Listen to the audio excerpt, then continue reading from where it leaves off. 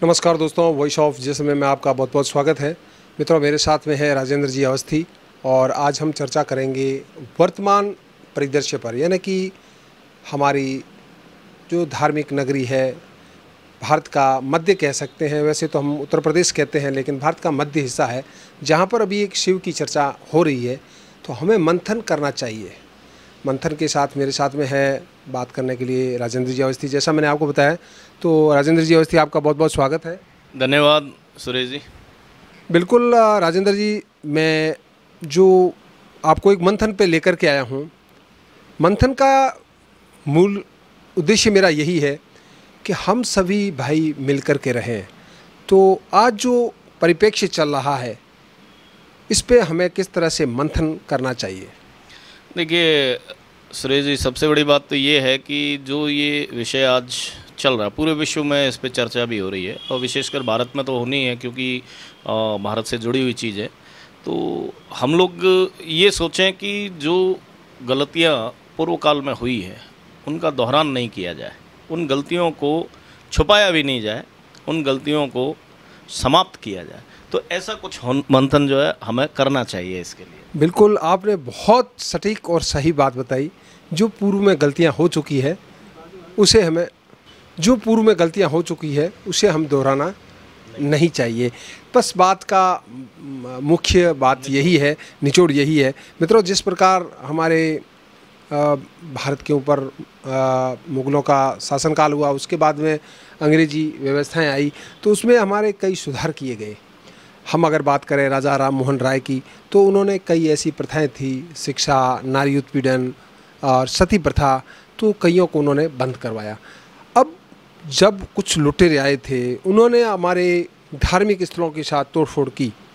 तो आज का जो परिप्रेक्ष्य, इसमें हम देखो कि कई बड़े बड़े लोग हैं, वो उजूल फजूल बातें कर रहे हैं। तो हम बात मंथन उसी पे करते हैं। तो उन्हें हमारे इस वॉइस ऑफ जैसलमेर के माध्यम से हमें क्या कहना चाहिए? देखिए, जो जिन लोगों ने गलतियां की, तो आप उन गलतियों को कम से कम सुधारें, ये होना चाहिए। जैसे आपने राजा राम मोहन राय का हवाला दिया, उन्होंने बहुत सारी कुरीतियों को दूर करने में बहुत अच्छे अपने प्रयास किए और उसमें वो सफल भी हुए। कई प्रकार के कानून भी मतलब जो है वो उनके समय में बने, आज भी वो कानून जो है वो लागू हैं। तो सबसे बड़ी बात ये है कि देखिए, जो आक्रांता आए, जो लुटेरे आए, उनका काम क्या था? आकर के लूटना, आक्रमण करना, मारकाट मचाना और चले जाना। ऐसा ही रहा है। आप इतिहास को देखें तो जो 800-900 वर्ष का इतिहास बताया जाता है, उस इतिहास में ये घटनाएं ही सबसे ज़्यादा हुई है। बहुत कम ऐसा रहा होगा कि जहाँ किसी ने कुछ अच्छा काम किया होगा। तो जब उन लोगों ने ऐसी गलतियाँ की हैं, तो क्या हम आज भी उन्हीं गलतियों को दोहराएं?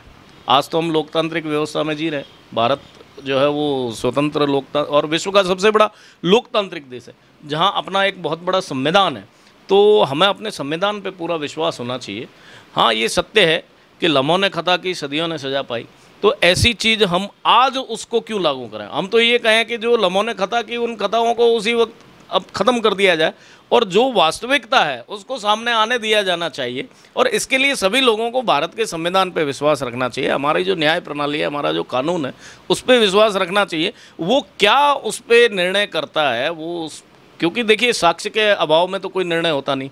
तो कोर्ट के सामने क्या साक्ष्य रखे जाएंगे जो वास्तविक है, किस प्रकार का उनका जो है वो कार्य होगा, वो सारी चीज़, वो प्रक्रिया एक कानून की प्रक्रिया से गुजरे और उसमें जो भी निर्णय है उसको सर्वमान्य करना चाहिए। बिल्कुल मित्रों, जैसा अवस्थी जी ने कहा है कि जो कथा की जिन्होंने की, अब तो हमें उस पर कुछ न कुछ सुधार आना चाहिए।